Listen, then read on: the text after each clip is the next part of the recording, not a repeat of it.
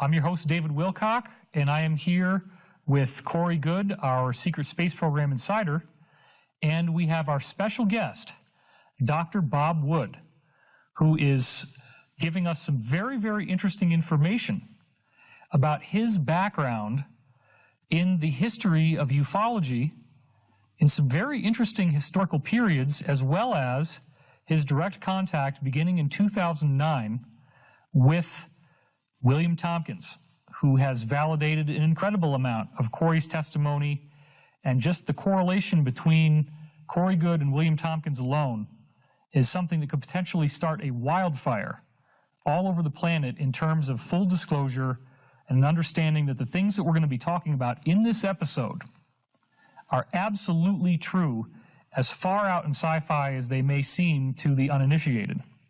So Corey, welcome back to the program. Thank you. And Dr. Bob, it's good to see you again. Yes, thank you. So let's just go back really briefly, and I want to bring up J. Allen Hynek. Yes. Now here's the guy who actually coined the term swamp gas as a part of the Project Blue Book. Yes. Now what you may not know, or maybe you do, is that I've been working with Jim Hart, who wrote the movie Contact, co-authored the screenplay. It was 8 years of development total in that project, and he was working with Carl Sagan. And as a result of these high-level contacts, he had exposure to J. Allen Hynek. Yes. And what a lot of people don't know is that J. Allen Hynek realized that he had been duped by the U.S. government and that he turned around. Do you find that these people who are specializing in disinformation eventually do come around after they do more homework? Do they realize that they've been lied to, that they were used as pawns in this greater chess game?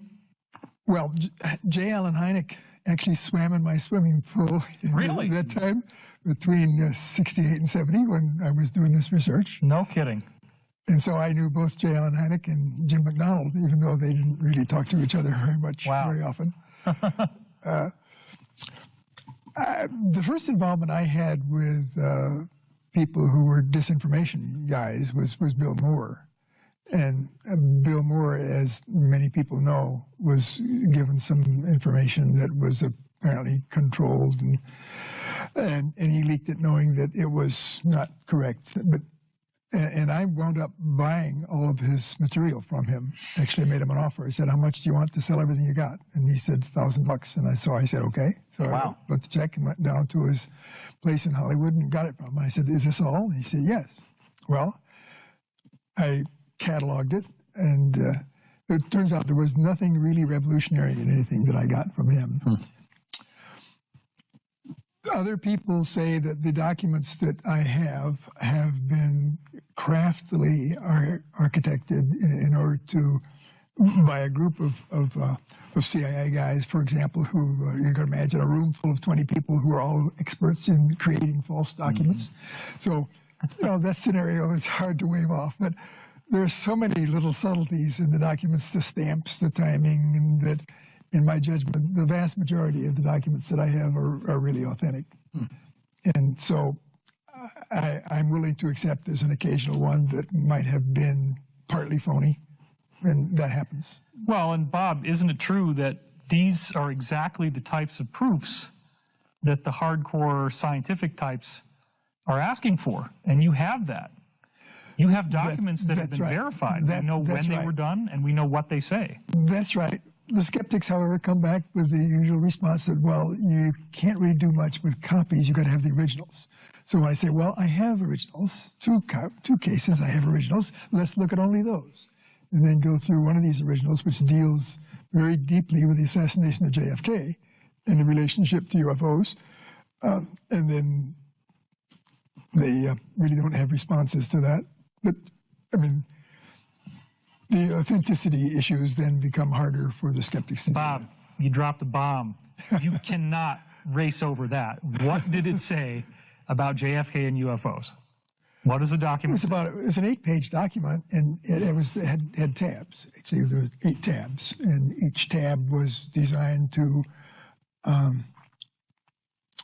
deal with a different aspect of the secrecy problem. It was written to MJ1 through MJ12. Oh. It was a majestic. In effect, it said, if in fact it becomes clear that he's really going to leak everything, then he ought to be taken out.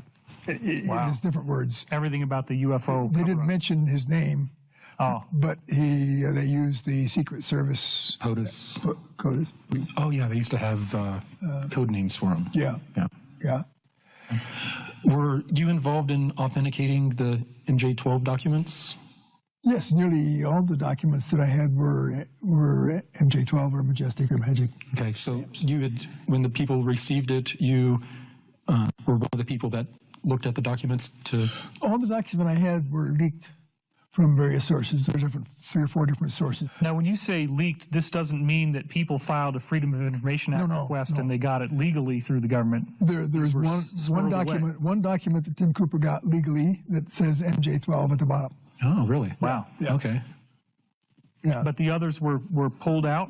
The others were just given by, you can speculate exactly how, but if there's one case, one guy showed up to Tim Cooper's door and he gave him a box full of stuff.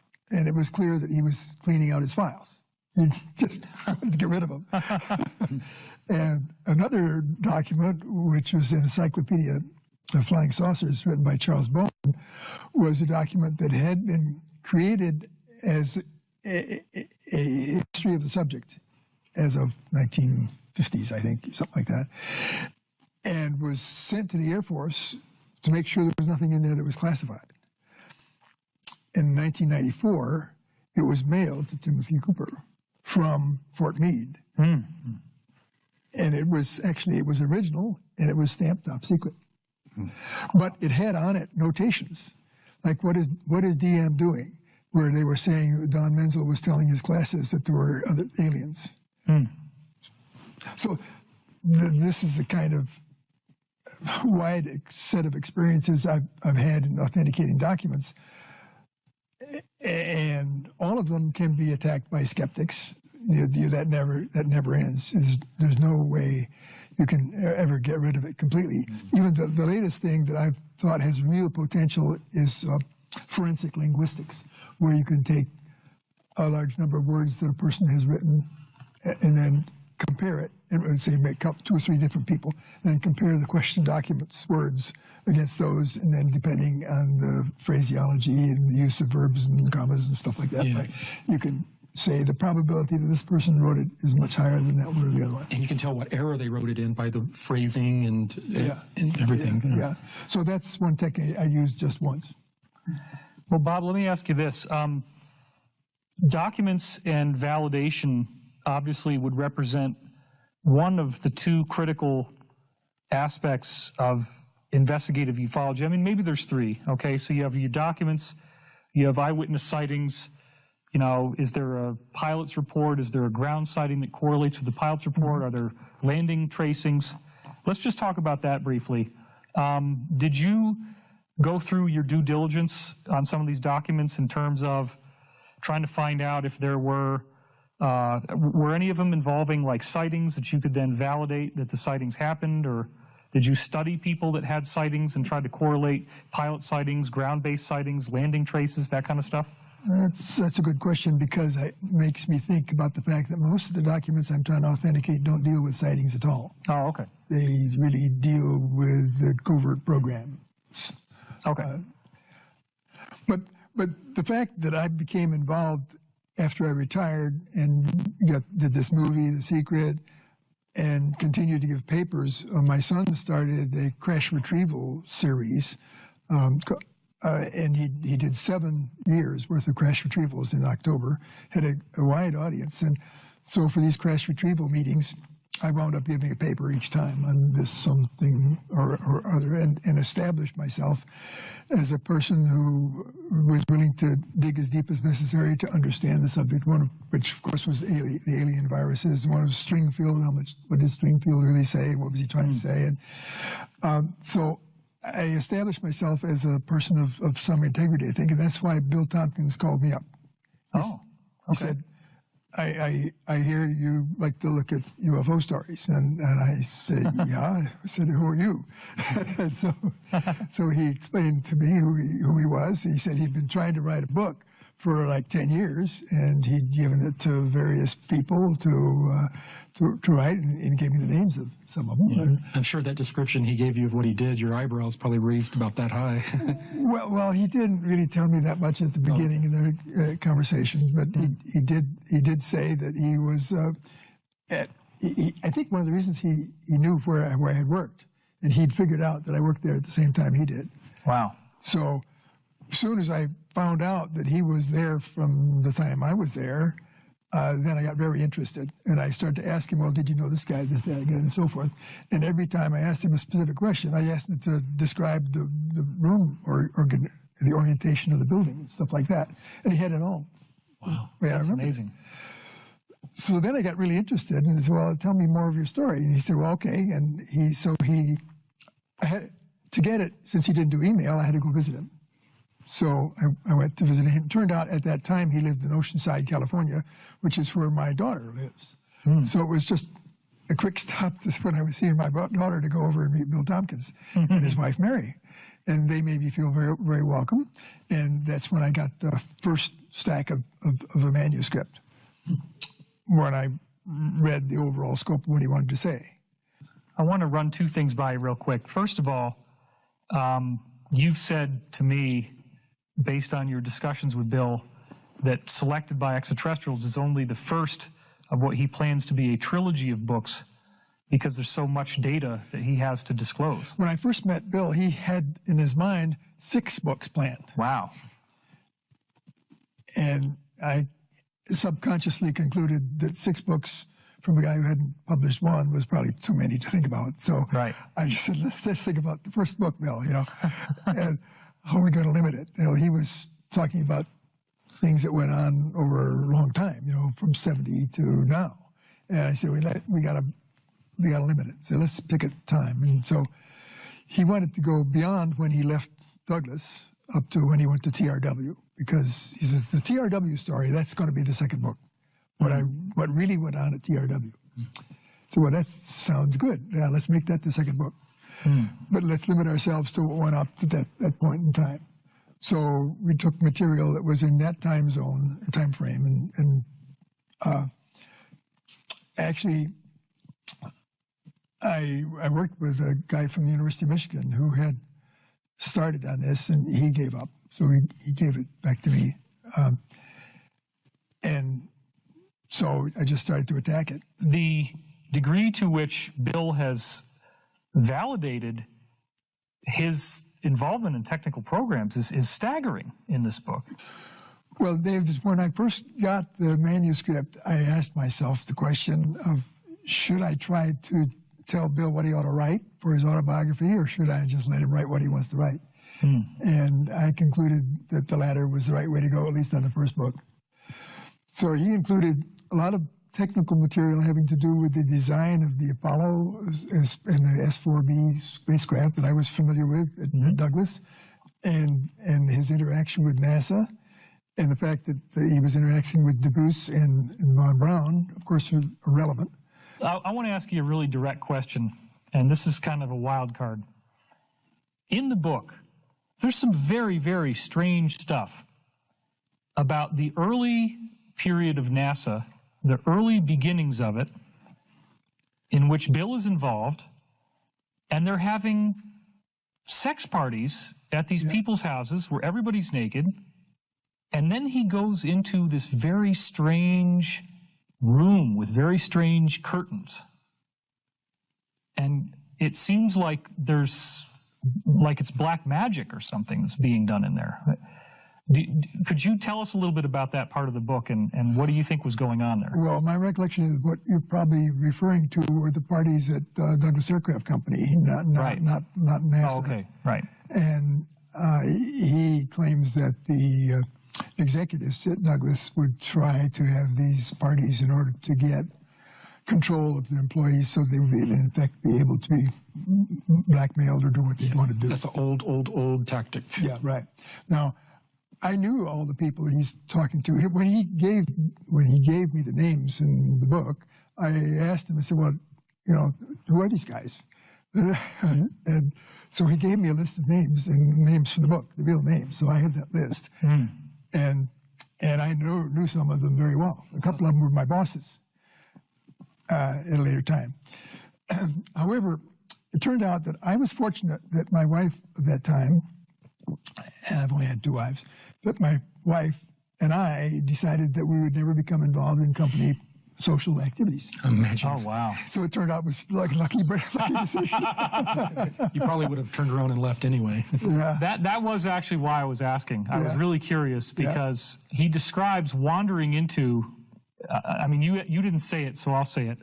He describes people having sex in these big mansions, wandering into rooms where it's all like blood red and black decor, black curtains, and it looks very much like a satanic type of ritual room. That's an association that I had not yet made the satanic aspect, but that might well be the case. Yeah. I just kind of went over those areas and decided, well, I was lucky I avoided all that stuff.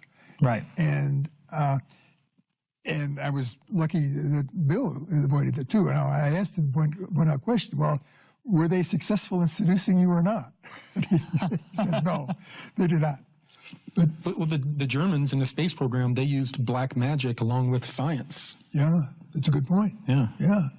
Well, let's go into for a minute, because he does jump around a lot in the timeline in the book. It's a little frustrating to try to read it and figure out what he's talking about. Right. He's referring to, for example, some very, he's referring to physics discoveries that were apparently classified that I'd never heard of before regarding anti-gravity and faster than light speed propulsion. Yes. But then that just kind of shows up and he doesn't really set up like who invented this stuff or anything. Yeah, the discussion of the book that relates to MTM 622 is interesting to me because in my judgment, Wolfgang Klemperer, who was the scientist he worked for, whom I knew personally, was my boss, actually my boss's boss. He came from Germany in the mid-30s. And he was not a Nazi. He was a good guy. Okay. But in my judgment, he was able to bring with him some classified stuff about how anti-gravity worked. And he had it was in 3 volumes, 3 or 4 volumes, I think, according to Bill. And Bill said, well, I said, well, can I see that? And he said, sure. So he gave me the unclassified version, which I read cover to cover. And it doesn't say anything. Being a physicist, I'm sure you did, yeah. It doesn't say anything about how you could do it. But I've concluded that the think tank that they were in, that Klemperer was using the classified versions of the German technology in order to help the Navy figure out how they work. And when the Douglas management, which is what Bill says, would not support the vault that was under Elmer Wheaton's control to do unusual stuff because, like he says, the manufacturing part of the company was very powerful in influencing the decisions by the CEO. That's when Wheaton decided he'd go to Lockheed, where Lockheed was getting money from the Navy anyway. I guess what I'm trying to drive at is sometimes reading this book, I feel like I'm reading other people's mail. Like I'm barging in on something and I want to know more. Was he restricted from saying certain things? Did he have to get this book vetted out through like authorities? No, the book that we wrote? Yeah. No, there was no approval by anybody as far as I know. And in my own case, I've never been threatened by anybody to stop talking about what I talk about. Okay. And the reason for that, in my opinion, is because they figure that people like myself talking publicly is just harmless. They've already planned for that. They know it's going to happen. They've got a way to counter it. That they can keep the public in the dark and let a few people say what they think. Sure. Yeah, through mass media. Yeah, right, through mass media control. So let's, in the time that we have left in this... I really think that they were using some technology that came from the Germans that were brought there by Wolfgang Klemperer in that vault. Okay. So as far as the book represents, let's just get clear on this. they already had this elaborate body of physics that suggested that they could build a large craft, they could basically build it in a base here on Earth, turn on these anti-gravity systems, just let it rise up into space, and then they would have the ability, with the technology that they'd already developed in these physics breakthroughs, to be able to fly it around in our solar system and beyond. That this is something that... I think that's a fair summary of what the management of the program had in mind. Okay. But I don't think Bill ever grasped that at that time, at that level.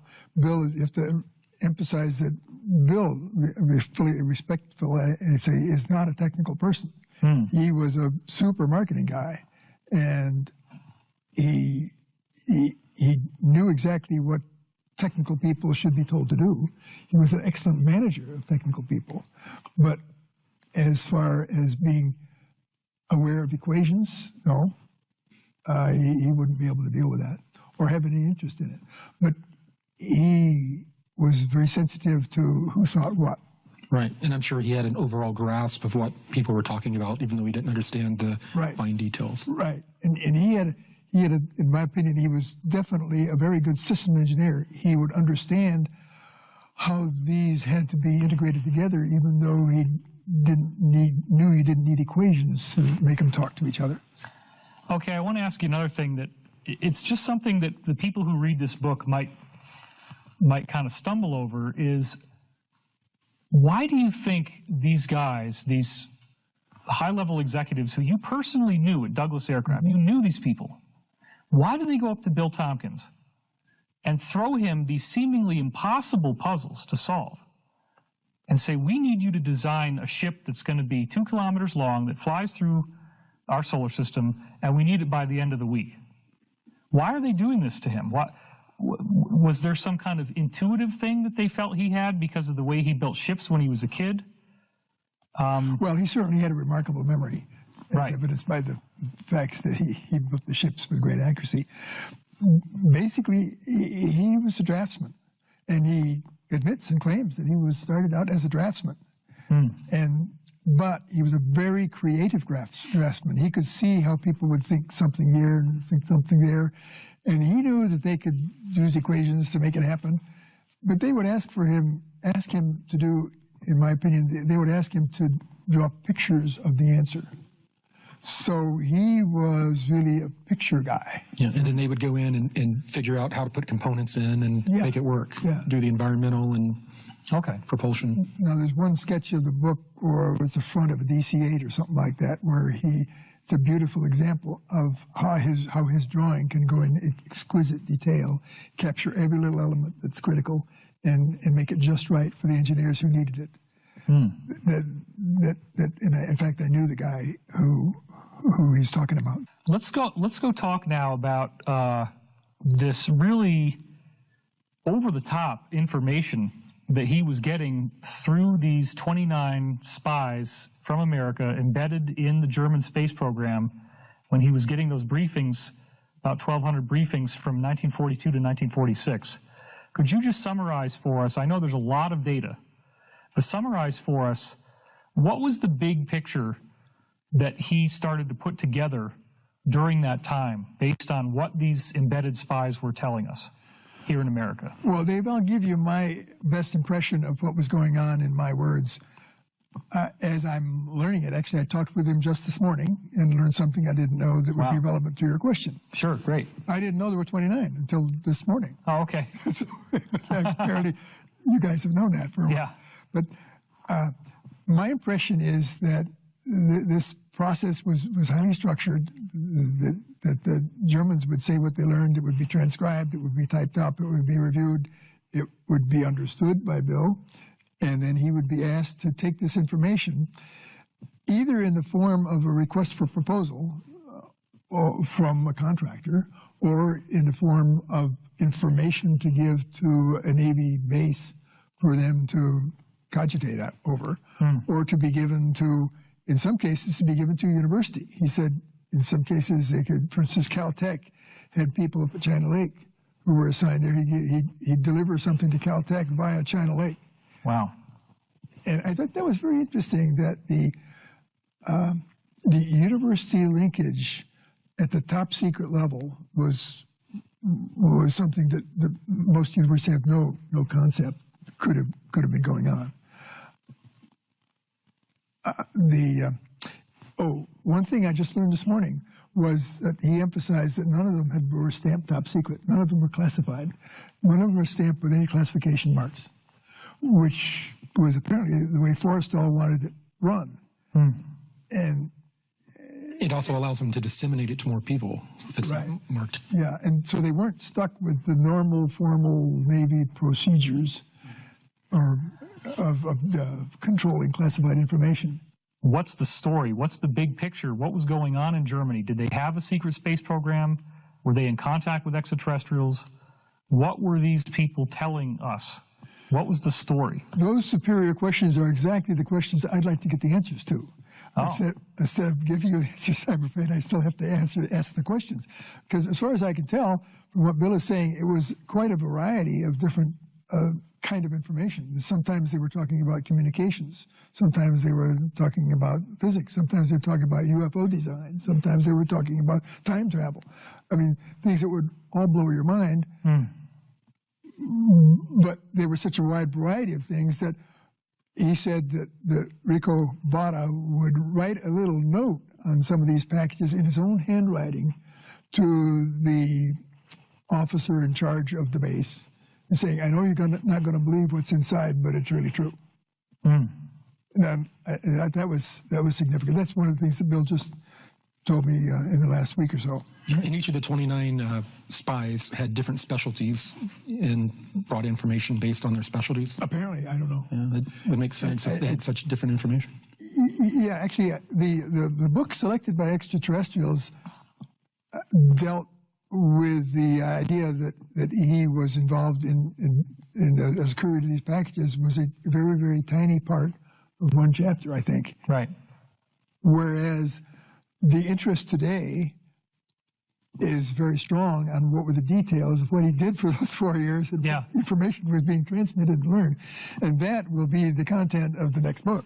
Okay. That will be in there. And I think the next book will have the answers to your questions, hopefully. I just want to drop it out there because we have Sala, who's already disclosed this in video interviews, and we also now here at Gaia have interviewed him, and he has spoken about a big picture, which is that the Germans had apparently developed contact with reptilian extraterrestrials, that those reptilian extraterrestrials had large facilities under the ice in Antarctica, that there was a secret space program involving the engineering of discs that could fly with anti-gravity, and that these reptilians were interested in creating an interstellar invasion force with the Nazis to essentially conquer and colonize other worlds as well as the Earth.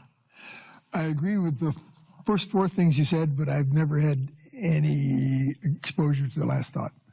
Okay. Until just now.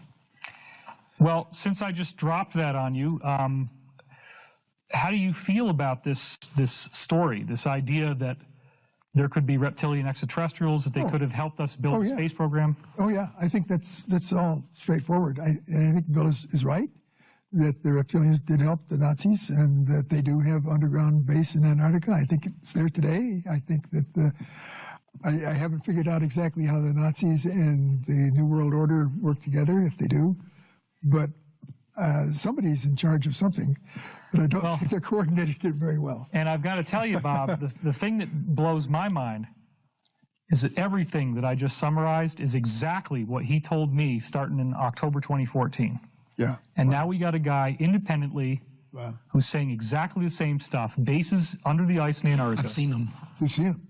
So these are not just under the ice, they're under the land too. These were under the ice that I saw. It was in northwest Antarctica where all of the thermal activity is. And underneath the ice, there's thermal heat from the Earth, and it made basically like a giant igloo. And parts of it were, they cleared out with some sort of explosions and other engineering to make it fit what they needed. But the ceiling was in areas 300 to 600 feet high above the surface.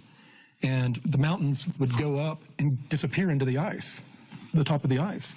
And on the surface of of Antarctica, the actual ground is where they had a bunch of those round top iron buildings like you see at Air Force Base. There were a bunch of those. It was an industrial type city. And their light reflected off the ceiling of the ice cavern. Did they know you were there? No. No, we were flying through. It was a reconnaissance flight. Okay. So you were not an invited guest? No. So how many Nazis do you think are there now? Well, most of what they had was also under the ground. There were entrances to the underground. Right. So there was quite a bit going on down there. Right. This seemed to be more of an industrial area where they had giant black ships that are electromagnetically propulsed that would come up, and they were the size of container ships. Wow. They were huge, and they were offloading, supplies. So that might have been, it could be like an industrial and kind of like a port. Yeah. So I think it's really cool that you're here because Tompkins and you both have such a valuable part of this puzzle. Well, I think it's cool that I am here too, because in the last month I decided that if there's one thing I want to do before I no longer can do it, is to write a book titled The Secret History of the United States, where we cover not only the UFO story, but, what really was, it went in 9/11, who really did kill JFK, and all those other things that are alleged conspiracies where every skeptic has tried to tear them down. Yeah, that sounds like a good book. Well, and the thing that worries me is that it's hard for me to imagine that UFOs would be just one chapter in a chapter of 10. Yeah, it's a very small part of the equation. That's right. Yeah. But the challenge is really important, because what you're saying is that there are some guys, including some aliens, who are really trying to make the world better and to give benefits to people so that things like a slave trade, whether it's galactic or local, would go away. Correct. And I'm excited about that. I am too. It's pastime. Yeah. So whatever I can do that would help, that's what my goal is. Actually, that's what the goal of MUFON is too. I mean, I don't know that those phrases, "world a better place," is right in there, but I think it is. You want to. We've had so many people, Bob, on the internet who have flamed us, and they don't really take the time. They haven't watched the show. We got a year worth of episodes of me interviewing him for half an hour a week. Wow. And he never repeats himself. There's so much data. Well, you're obviously a very intelligent guy. But this was his life for 20 years. Yeah, right. And it was just boring everyday stuff he was doing. The things that he encountered, the information he learned, it was just as ordinary as a child growing up in an American educational system, except it's very different information. It becomes the new normal for you. Yeah. And I think that's where we're heading. I think the things that he knows are going to become the things that everyone knows. And you here as an independent, with your own background, you very much bolster Tompkins' testimony. You've seen the same people, and you're bolstering Corey's testimony. Right.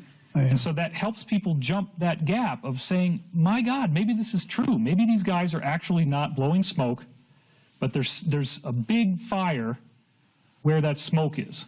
There's something here that's going to change the world for the positive, and I believe that's what's happening. And I want to thank you for being brave enough to step forward and to put your name out there and put your reputation on the line talking about these very contentious subjects. I think you're a hero, and I'm very glad that you decided to be on our show today.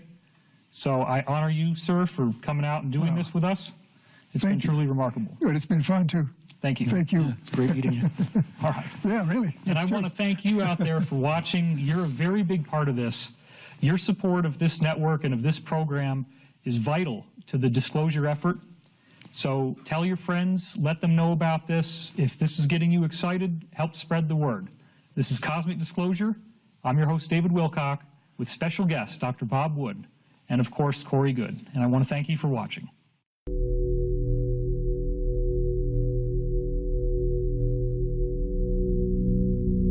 Drop the bomb.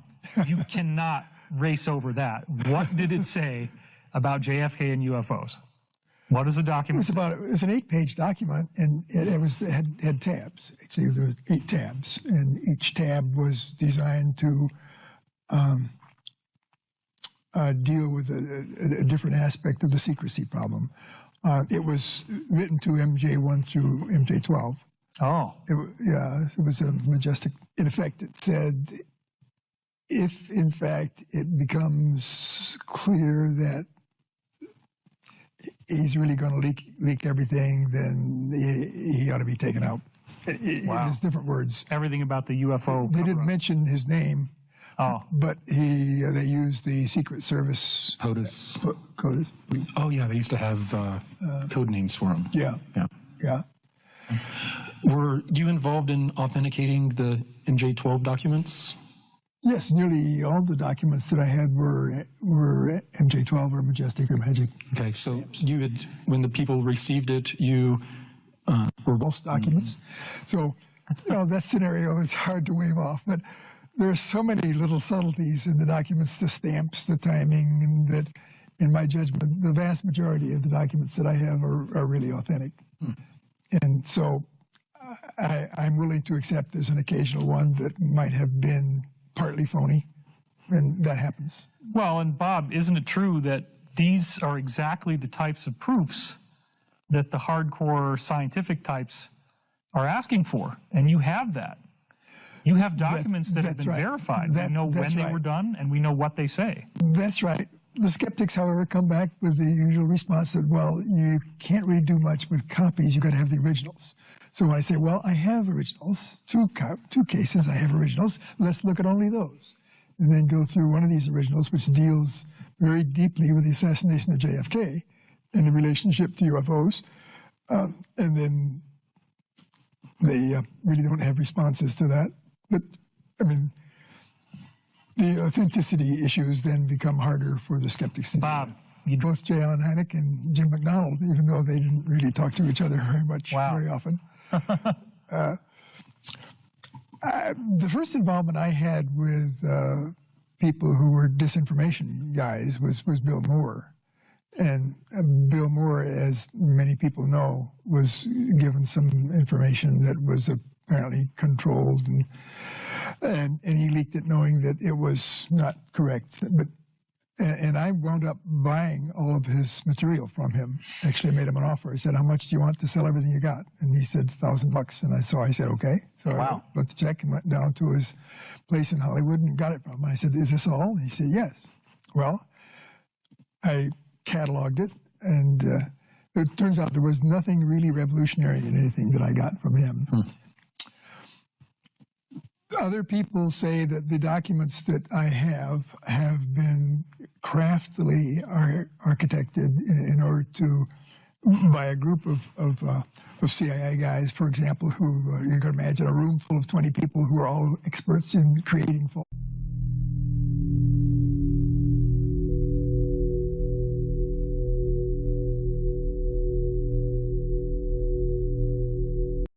I'm your host, David Wilcock, and I am here with Corey Good, our Secret Space Program Insider, and we have our special guest, Dr. Bob Wood, who is giving us some very, very interesting information about his background in the history of ufology in some very interesting historical periods, as well as his direct contact beginning in 2009 with William Tompkins, who has validated an incredible amount of Corey's testimony, and just the correlation between Corey Good and William Tompkins alone is something that could potentially start a wildfire all over the planet in terms of full disclosure and an understanding that the things that we're going to be talking about in this episode are absolutely true, as far out in sci-fi as they may seem to the uninitiated.